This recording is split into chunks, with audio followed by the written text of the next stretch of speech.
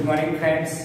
In the previous lecture we have discussed how to obtain the image or foot of the perpendicular from point to the plane as well as from point in the line also. Okay, I hope you have understand very well. I think worksheet में एक आध दो questions भी ऐसे में दे दूंगा तो आपको समझ में आ जाएगा कि कैसे सॉल्व करने हैं। चलो नेक्स्ट एक्सरसाइज 11 क्वेश्चन नंबर 10 बहुत ही इंपॉर्टेंट क्वेश्चन। दूसरा क्वेश्चन है क्वेश्चन नंबर 11, इसमें yz प्लेन दिया है और क्वेश्चन नंबर 11 में xz प्लेन दिया है और वैसा ही क्वेश्चन एग्जांपल नंबर 30 है, तीनों सेम है, प्लेन चेंज किया है xy प्लेन, तो तीनों में सिमिलरिटी सेम ही है, प्लेन सिर्फ चेंज किया है, xy प्लेन है एक में yz प्लेन है और एक में zx प्लेन है, उससे कुछ ज्यादा फर्क नहीं पड़ेगा, कैलकुलेशन सेम ही रहेगा, मेथड सेम रहेगी। ओके, क्या करना है इस क्वेश्चन पे, find the coordinates of the point where the line passing through 5, 1, 6 and 3, 4, 6, ये दोनों पॉइंट से पास होने वाली line crosses the yz plane, आपके yz प्लेन को क्रॉस करती है और जहां पे क्रॉस करती है वही पॉइंट के कोऑर्डिनेट्स निकालना है। इसका मतलब ये हुआ कि मान लो कि आपका yz प्लेन ये है, मान लो कि आपका ये yz प्लेन है और आपकी लाइन ये, तो ये लाइन ये yz प्लेन को क्रॉस करती है, मतलब इंटरसेक्ट करती है और जो पॉइंट इंटरसेक्शन पॉइंट है उसके कोऑर्डिनेट्स निकालने हैं। तो यहाँ पे ऐसा भी लिख सकते हैं, find the coordinates of intersection point of the line passing through 5, 1, 6 and yz plane, ऐसा भी क्वेश्चन पूछ सकते हैं।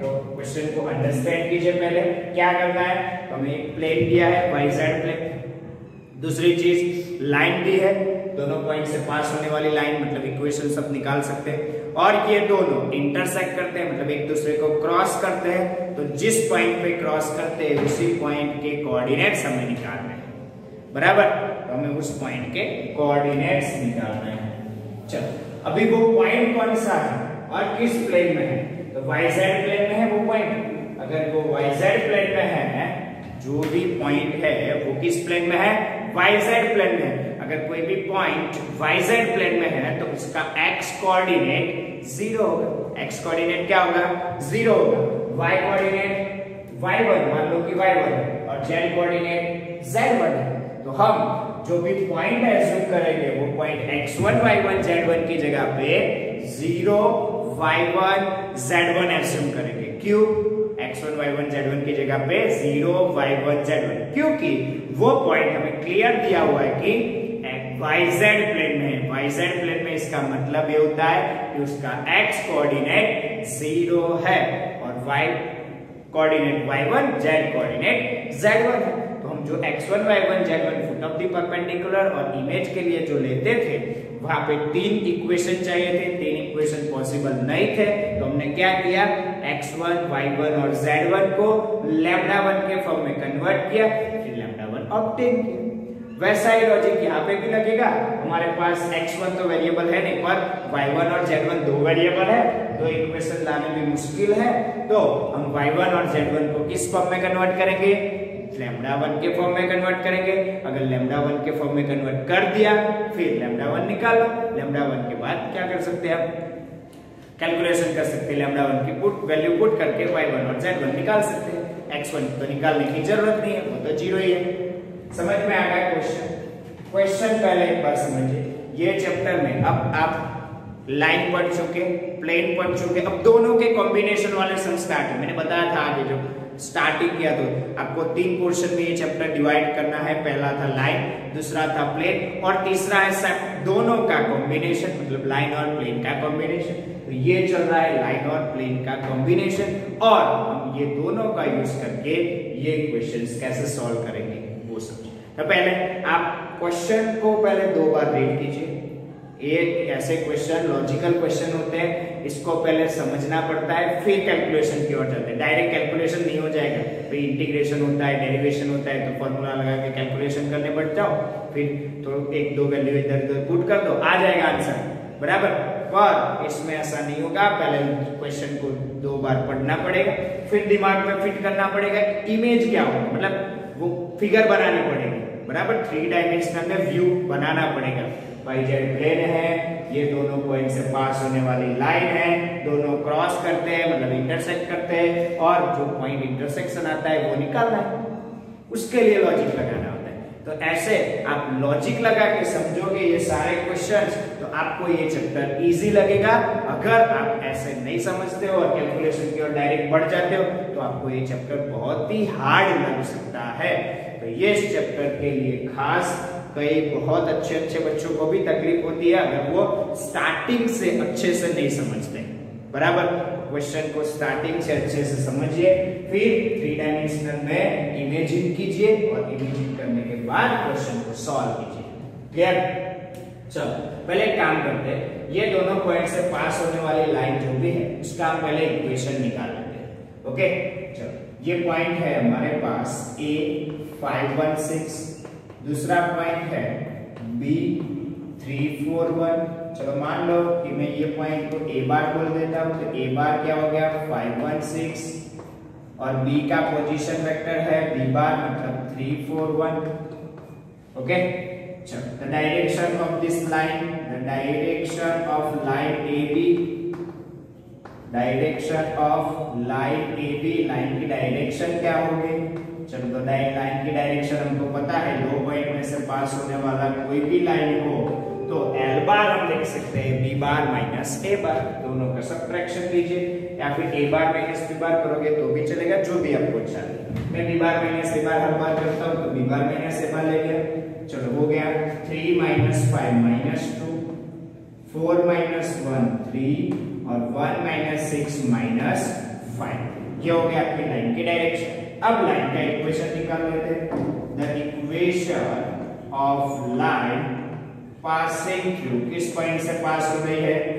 पासिंग थ्रू 516, कोई भी पॉइंट ले लो दोनों में से, passing through 516 and direction and having direction of line and having direction L bar equals to क्या है? -2 3 - 5 इज गिवन बाय, चलो ये इक्वेशन मिलेगा हमको, वेक्टर फॉर्म में ले लेते हैं। R bar equals to A bar plus lambda L bar, lambda belongs to R। ज्यादातर इक्वेशन लैम्डा वाले फॉर्म में लेने होते हैं हमको, तो वेक्टर फॉर्म में ही लेते हैं।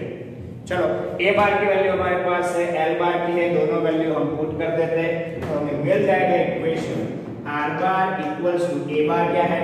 516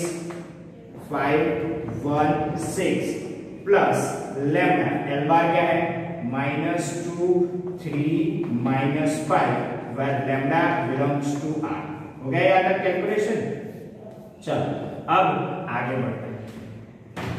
अब क्या करते हैं, तो यहाँ पे जो भी लाइन है उस लाइन पे पॉइंट हमको फाइंड आउट करना है, पॉइंट फाइंड आउट करना है। चलो ये लाइन पे पॉइंट कैसे फाइंड आउट करते हैं? पहले उसके लिए काम करते हैं, जो भी YZ प्लेन है उस पे पॉइंट एज्यूम कर ले, जो भी इंटरसेक्ट पॉइंट है, जो भी पॉइंट क्रॉस करता है ये लाइन और YZ प्लेन को, हम उसको पहले एज्यूम कर लेते हैं। हमने जो इमेज में और फुट ऑफ परपेंडिकुलर में पहले पॉइंट को एज्यूम कर दिया था, वैसे ही यहाँ पे भी पॉइंट एज्यूम कर लेते हैं। Let the point on YZ plane, the intersection point on YZ plane। चलो मैं क्या लिखता हूं स्टेटमेंट वो समझिए। Let the intersection point on YZ plane is, मैं YZ प्लेन पे पॉइंट ले रहा हूं, सपोज मान लो पॉइंट P है, तो उस पॉइंट के कोऑर्डिनेट्स में लिखूंगा 0 y1 z1। क्यों 0 लिया? YZ प्लेन पे है तो x कोऑर्डिनेट 0 होता है, तो मैंने x1 की जगह पे 0 ले लिया। अब ये जो पॉइंट है वो ये लाइन पे भी होगा, क्योंकि दोनों इंटरसेक्शन है, मतलब प्लेन और लाइन का इंटरसेक्शन बोला है, और दोनों ये पॉइंट से पास होते हैं, लाइन भी पास होगी और प्लेन भी पास होगा। तो ये हम लाइन के इक्वेशन में सेटिस्फाई करवाएंगे। Now the point P, intersection point, मैं ऐसा लिखता हूं, now the intersection point P, तो आपको समझ में आएगा कि ये इंटरसेक्शन पॉइंट की बात कर रहे हैं। तो intersection point P 0 y1 z1 is on the line. ये लाइन पर भी है ना, ये पॉइंट लाइन पर भी है, तो इसका मतलब ये हुआ for lambda equals to lambda 1 ये पॉइंट लाइन के इक्वेशन को सेटिस्फाई करेगा। इसका मतलब ये है 0 y1 z1, r बार की जगह पे 0 y1 z1 equals to 5 1 6 plus lambda 1 -2 3 -5। अब आप इसको सिंप्लीफाई कीजिए, ये हो जाएगा 0 y1 z1 क्या हो जाएगा 5 -2 लैम्डा 1, मल्टीप्लाई करके एडिशन भी कर देता हूं, तो 5 -2 लैम्डा 1 प्लस 3 लैम्डा 1 और 6 -5 लैम्डा 1। अब x कोऑर्डिनेट, y कोऑर्डिनेट और z कोऑर्डिनेट, तीनों कोऑर्डिनेट्स को आप कंपेयर कर सकते हो।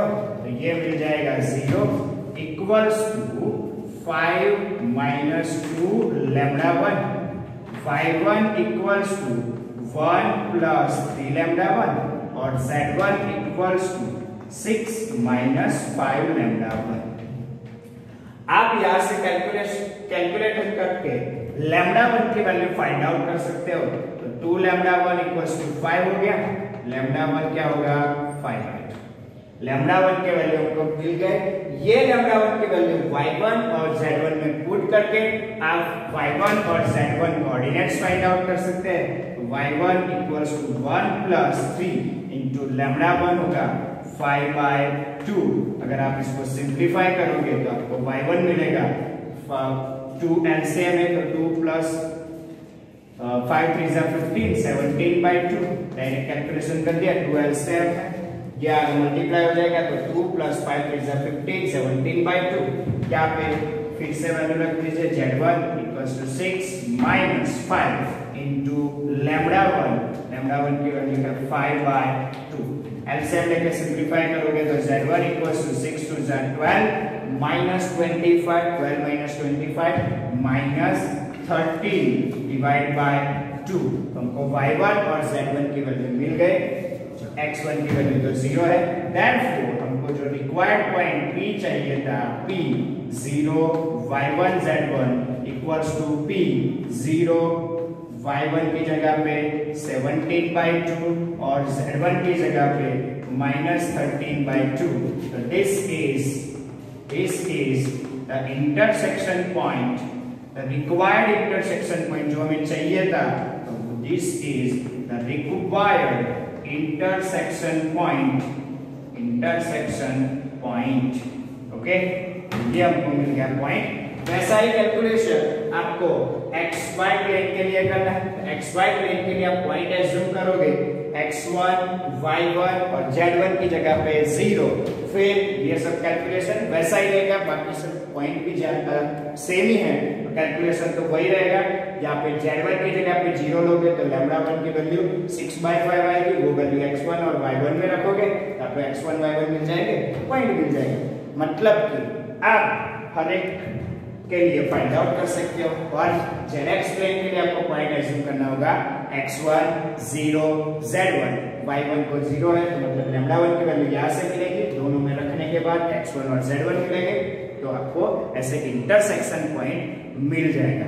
बहुत ही इजी क्वेश्चन है, तो आप 2 क्वेश्चन खुद से करोगे तो आपको पूरा क्लियर समझ में आ जाएगा। तो पहले वो दोनों क्वेश्चन कीजिए, फिर नेक्स्ट क्वेश्चन की ओर बढ़िए। पहले ये क्वेश्चन के बाद 2 क्वेश्चन जो मैंने दिए वो कंप्लीट कर दीजिए, फिर आगे के क्वेश्चन के लिए बढ़े। क्लियर? तो वीडियो स्टॉप करके इतना काम कर दीजिए पहले। ओके, चलो फिर आगे जाते हैं। चलो नेक्स्ट क्वेश्चन की ओर बढ़ते हैं। वो क्वेश्चन भी इजी ही है। अगर आप लॉजिक समझ गए तो क्वेश्चन बहुत ही इजी है। क्या क्वेश्चन है दिया, समझो। एक्सरसाइज 11 क्वेश्चन नंबर 12 है, वो भी इंपॉर्टेंट क्वेश्चन है। यहाँ पे IMP लिख देता हूं। Find the coordinates of point where the line 3 minus 4 minus 5 and 2 minus 3 1, ये दोनों पॉइंट से पास होने वाली लाइन, ओके, दी हुई, क्रॉसेस द प्लेन, मतलब इंटरसेक्ट करती है, ये दोनों पॉइंट से पास होने वाली लाइन हमारे प्लेन का इक्वेशन दिया है 2x plus y plus z equals to 7। Suppose मान लो कि ये आपका equation 2x plus y plus z equals to 7, okay. और जो लाइन दी है दोनों पॉइंट से पास होने वाली, वो लाइन आपके प्लेन को क्रॉस करती है, और जहां पे क्रॉस करती है उसको हम बोलते हैं इंटरसेक्शन पॉइंट। हमको इंटरसेक्शन पॉइंट निकालना है। क्या करना है? इंटरसेक्शन पॉइंट निकालना है।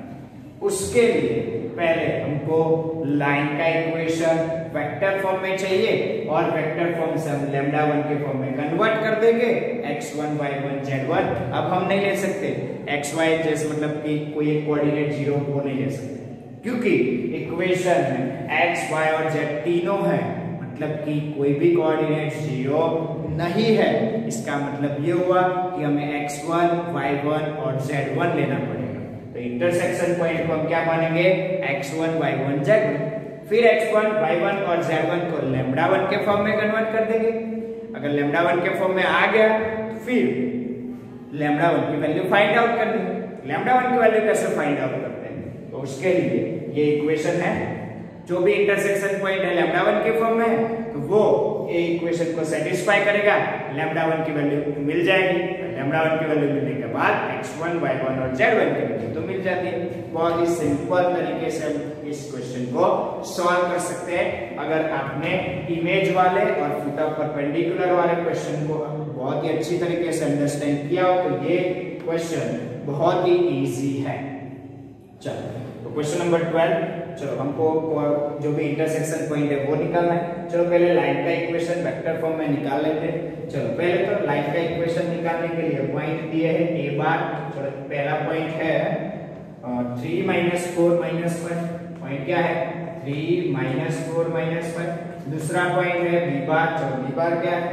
2 minus 3 1, 2 minus 3 1। चलो लाइन की डायरेक्शन निकाल लेते हैं पहले।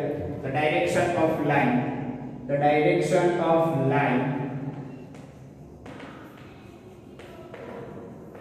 ओके, जगह कम है इसलिए मैं कम लिखूंगा, आप स्टेटमेंट बाकी के लिख दीजिएगा। चलो b bar minus a bar क्या आ जाएगा? तो l बार हो जाएगा। b bar minus a bar 2 minus 3 मतलब -1, -3 plus 4 मतलब +1, और 1 plus 5 मतलब कि 1 plus 5 हो जाएगा 6।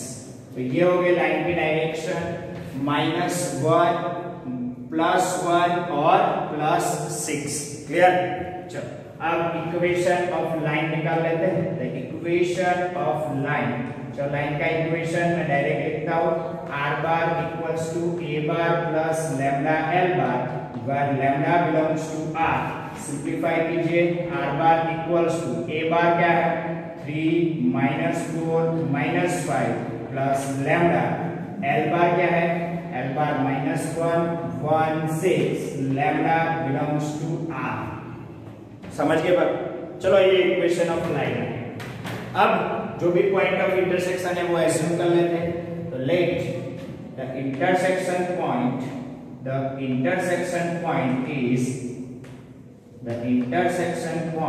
is x1 y1 z1। यहाँ पे मान लेता हूँ p x1 y1 z1। क्या है पॉइंट?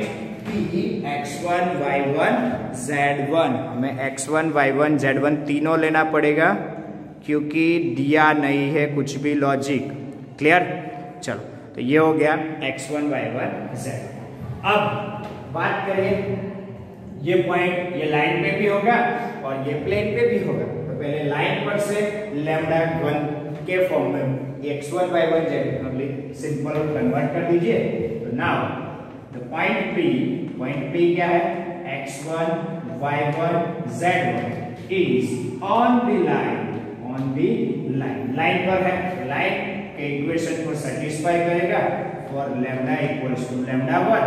लाइन के इक्वेशन को सेटिस्फाई करेगा x1 y1 z1 equals to 3 -4 -5 plus lambda 1 -1 1 6। आप सिंप्लीफाई करोगे x1 y1 z1 में वैल्यू मिल जाएगी 3 माइनस लैम्डा 1 -4 प्लस लैम्डा 1 और -5 प्लस 6 लैम्डा 1। हो गया? x1 y1 और z1 अलग मैं लिख देता हूँ। 3 माइनस लैम्डा 1 y1 है -4 प्लस लैम्डा 1 और z1 है -5 प्लस 6 लैम्डा 1। दूसरी बात, ये पॉइंट ये प्लेन पर भी तो है। तो now the point P x1 y1 z1 is also on the plane। ये प्लेन पर भी है, मतलब के प्लेन के इक्वेशन को भी सेटिस्फाई करेगा। तो प्लेन का इक्वेशन है 2x, तो इसको 2x1 plus y1 plus z1 equals to 7। चलो x1 y1 z1 की वैल्यू रख लो। चलो मैं डायरेक्ट सिंप्लीफाई कर देता हूँ। तो ये 2 3 6 -2 लैम्डा 1 प्लस y1 हो जाएगा -4 प्लस लैम्डा 1 और ये हो जाएगा -5 plus 6 lambda 1 equals to 7। x1 y1 और z1 की मैंने वैल्यू रख दी। सिंप्लीफाई करते हैं।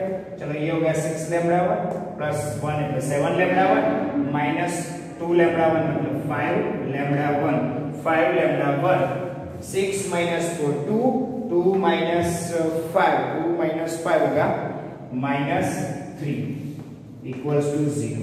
ओके, -9 और +6 मतलब -3 इक्वल्स टू 0। तो लैम्डा 1 की वैल्यू हमें मिल गई 3/5। क्या मिली?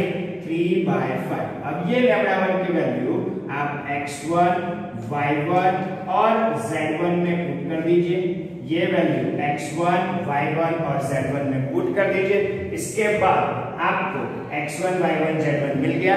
तो लास्ट में स्टेटमेंट लिख दीजिए, the required point of intersection of line and plane is, जो भी आता है p x1 y1 z1 जो भी कोऑर्डिनेट्स था x1 y1 z1 लिख लीजिए। तो लैम्डा 1 की वैल्यू आपको पुट करने मैंने बाकी रखी है, तो वो आप कर सकते हो और स्टेटमेंट लिख सकते हो। बहुत ही इजी क्वेश्चन है, पर आपने एक बार अंडरस्टैंड कर लिया तो इजी लगेगा। अगर आप कंफ्यूजन में हो तो ये क्वेश्चन डिफिकल्ट लगेगा। तो पहले क्वेश्चन को 2-3 बार पढ़े, फिर इमेजिन कीजिए, फिर प्रोसेस समझिए कि मेरे को ये क्वेश्चन में क्या क्या करना है। अपने एल्गोरिथम बनाइए क्वेश्चन का। क्लियर? तो फिर देख लेते हैं नेक्स्ट क्वेश्चन की ओर बढ़ते हैं।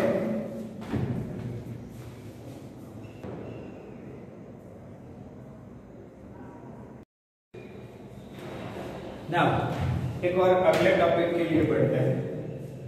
नेक्स्ट टॉपिक है the perpendicular distance between two parallel planes. Okay, the distance भी बोल सकते हैं, परपेंडिकुलर ना लिखा हो तो उसको समझ जाने का कि वो परपेंडिकुलर डिस्टेंस की बात कर रहे हैं। शॉर्टेस्ट बोला तो भी परपेंडिकुलर डिस्टेंस होता है। The perpendicular distance between two parallel planes,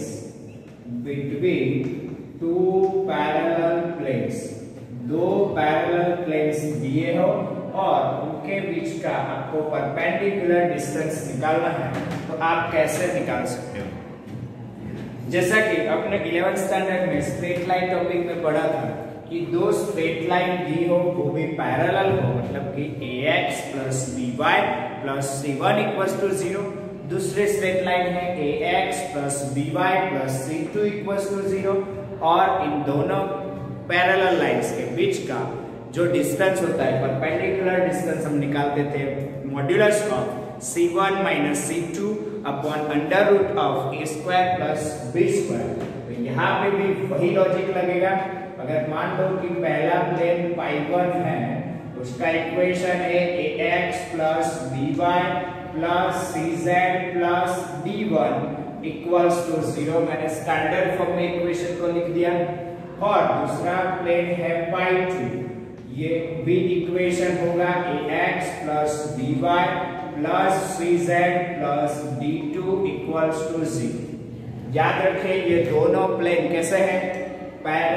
parallel है, दोनों प्लेन पैरेलल है। मैं ड्रॉ कर देता हूं दोनों प्लेन, आपको समझ में आएगा कि ये है पहला प्लेन पाई1, ये है दूसरा प्लेन। दोनों प्लेन पैरेलल है, इसका मतलब ये हुआ कि दोनों के नॉर्मल भी एक ही होंगे। चलो ये है प्लेन पाई1, ये है प्लेन पाई2, तो इसका नॉर्मल भी ये होगा, तो इसका नॉर्मल भी यही होगा। मतलब दोनों के नॉर्मल सेम ही होंगे, या फिर हम बोल सकते हैं दोनों के नॉर्मल जो भी होंगे वो पैरेलल होंगे। तो दोनों के नॉर्मल सेम ही होंगे और इन दोनों के बीच का परपेंडिकुलर डिस्टेंस निकालना है। तो ये हो गया आपका परपेंडिकुलर डिस्टेंस बिटवीन देन, मान लो कि ये पॉइंट है P और ये है P डैश, तो इन दोनों के बीच का डिस्टेंस D हम निकाल सकते हैं। तो perpendicular distance between two parallel plane, तो परपेंडिकुलर डिस्टेंस को हम मान लेते हैं कि D है। तो perpendicular distance which is equals to D given by modulus of d1 minus d2 upon under root a square plus b square plus c square। दोनों के नॉर्मल a b c है, इसका भी नॉर्मल a b c है।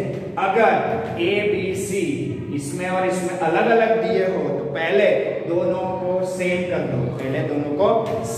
दो, फिर आप a b c की वैल्यू यहाँ पे रखो। तो ये दोनों नॉर्मल सेम करने पड़ेंगे, बाकी कुछ नहीं है, बहुत ही इजी क्वेश्चन होते हैं इसके। तो वैसा ही एक क्वेश्चन आपके एक्सरसाइज 11 में क्वेश्चन नंबर 22 जो कि एमसीक्यू की फॉर्म में है। The distance between two planes, दोनों प्लेन दिए है। पहला प्लेन है पाई1 का इक्वेशन है 2x plus 3y plus 4z equals to 4। पाई1 का इक्वेशन है 2x plus 3y plus 4z equals to 4। और दूसरा प्लेन है पाई2, इसका इक्वेशन है 4x plus 6y plus 8z equals to 12।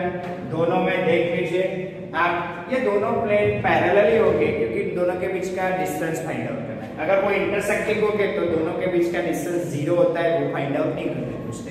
तो प्लेन पैरेलल ही होंगे, तो दोनों प्लेन पैरेलल है ही। दोनों प्लेन देख लो कैसे पैरेलल चेक कर सकते हैं। तो हमको क्या चेक करना होता है, जो भी x का कोएफिशिएंट है, y के कोएफिशिएंट है और z के कोएफिशिएंट है, सबका रेशियो निकालो। 2/4 1/2, 3/6 1/2, 4/8 1/2, मतलब कि सेम आए। और दूसरी चीज, ये दोनों डिफरेंट होने चाहिए, d1 और d2 डिफरेंट होने चाहिए। तो ये हो गया हमारे दोनों पैरेलल प्लेन। अब क्या करना है, तो दोनों के नॉर्मल सेम करना है, इसका मतलब x, y और z के कोएफिशिएंट सेम करने हैं। तो एक काम करते हैं, इसको 2 से मल्टीप्लाई कर देते हैं, तो ये हो जाएगा 2 से मल्टीप्लाई करने के बाद ये हो जाएगा पाई1 का equation 4x plus 6y plus 8z minus 8 equals to 0।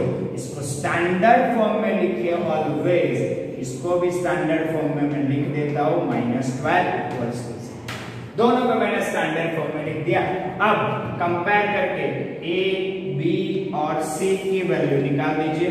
a, b, c इन दोनों में सेम ही होंगे, d1 अलग होगा, d1 की वैल्यू -8 और d2 की वैल्यू -12।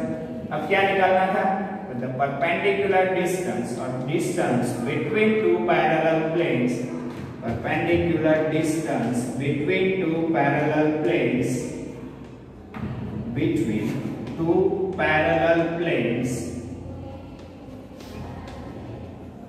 क्या होता है, d equals to modulus of d1 minus d2 upon under root a square plus b square plus c square. चलो d1 और d2 की वैल्यू है, चलो d1 की -8, d2 की -12 मतलब +12 हो जाएगा, divide by under root of 4 square 16 plus 6 square 36 और प्लस 8 स्क्वायर 64, ये हो गया कुछ वैल्यू ऊपर निकल गया, ये वैल्यू 4 डिवाइड बाय ये हो जाएगा अंडर रूट 64 प्लस 36 100 116 और 116 ये फॉर्म देखो 2 4 8 और 2 बाय रूट 29 है, हम 116 में 29 4 जा 116 होता है, देख लो 29 4 जा 116 और 34 जा 120 होता है, तो 4 काम कर दीजिए मतलब 116, तो ये हो जाएगा 29 4 जा, उसमें से 2 कॉमन आएगा तो d हो जाएगा 4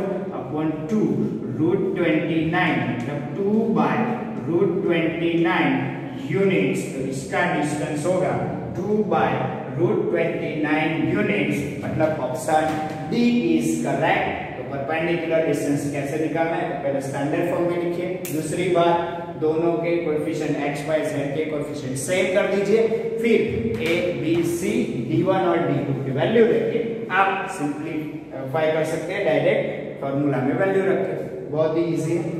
नेक्स्ट क्वेश्चन की ओर बढ़ते हैं, क्वेश्चन नंबर 23 ऑफ एक्सरसाइज 11। चलो नेक्स्ट क्वेश्चन है एक्सरसाइज 11 क्वेश्चन नंबर 23, वो भी एमसीक्यू।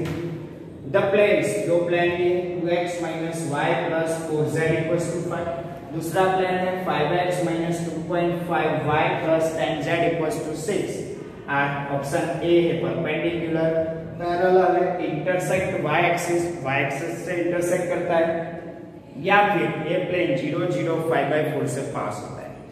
सिंपल है, दो प्लेन के बीच का रिलेशन निकालना है, वो परपेंडिकुलर है या फिर पैरेलल है वो देखना है, तो आप दोनों के बीच का एंगल निकाल लीजिए। ये चीज तो आप पॉइंट करके चेक कर सकते हैं 0 0 5/4 सेटिस्फाई करता है कि नहीं, इंटरसेक्ट y एक्सिस, तो वो प्लेन y एक्सिस को इंटरसेक्ट करता है कि नहीं वो भी हम चेक कर सकते हैं उसके इंटरसेप्ट लेके तो ये सब चीज कैलकुलेट करने की जरूरत नहीं है, आपके 3 ऑप्शन चेक कर लीजिए, 3 ऑप्शन नहीं है तो ये ऑप्शन हो जाएगा। क्लियर है, वो तो बात आपको पता है। तो हम पहले देख लेते हैं कि वो पैरेलल है कि नहीं, क्योंकि पैरेलल ट्रिक लॉजिक हमको पता है। दोनों प्लेन क्या है, ये है 2x minus y plus 4z equals to 5, दूसरा प्लेन है 5x, मैं इसको मान लेता हूँ 5 1, ये है 5 2, 5x minus 2.5y plus 10z equals to 6। मैं x के कोएफिशिएंट का रेशियो मतलब a1/a2 निकालूं तो क्या आएगा 2/5, वैसे ही b1/b2 y के कोएफिशिएंट का रेशियो निकालूं तो ये हो जाएगा -1 अपन -2.5, मतलब कि 2/5 आएगा वो। फिर c1 अपन c2 निकालूं तो भी 4/10 मतलब 2/5, और d1 अपन d2 वो हो जाएगा 5/6। इसका मतलब ये हुआ a1 divide by a2 equals to b1 divide by b2 equals to c1 divide by c2 not equals to d1 by d2। तो ये दोनों प्लेन कैसे होंगे, पैरेलल होंगे।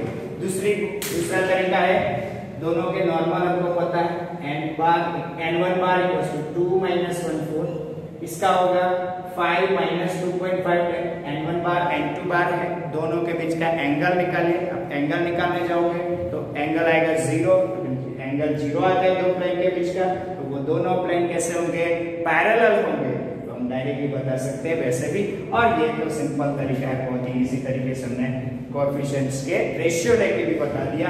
अगर पैरेलल ना होते तो फिर एंगल निकालना पड़ता, एंगल निकालते या फिर n1 बार डॉट n2 बार करके 0 हो जाता तो परपेंडिकुलर बोल देते। अगर ये दोनों नहीं है तो ये पॉइंट चेक करते 0 0 5/4 और 0 0 5/4 दोनों में सेटिस्फाई होता है, दोनों को सेटिस्फाई करता है, तो फिर हम बोल देते हैं कि ये पासिंग थ्रू 005 है। अगर ये तीनों नहीं है तो ऑप्शन सी बचता, इंटरसेक्ट्स y एक्सिस। ये चेक करना डिफिकल्ट होता है, y एक्सिस को इंटरसेक्ट करता है, ये चेक करना डिफिकल्ट होता है हमारे लिए। क्लियर, याद रखो बच्चों। चलो, बहुत ही इजी तरीके से कैलकुलेशन हो गया, तो यहाँ तक रखते हैं। इस वीडियो के लिए लाइक कमेंट जरूर कीजिए। बाकी थैंक यू वेरी मच।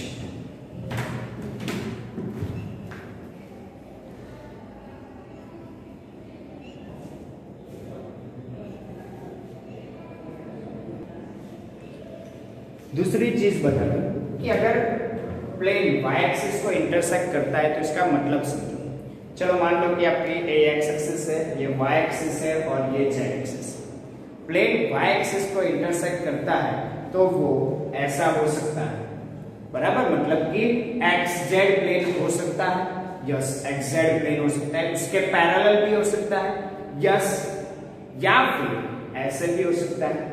मतलब ये चीज चेक करनी बहुत ही डिफिकल्ट होती है, तो हम ये चेक करने की नहीं सोचेंगे, हम नेगोशिएशन पे चले जाएंगे सी ऑप्शन के लिए। ये तीनों नहीं है तो ऑप्शन सी है। याद रखिए बच्चों, ये कैलकुलेशन थोड़ा ट्रिकी है। क्लियर।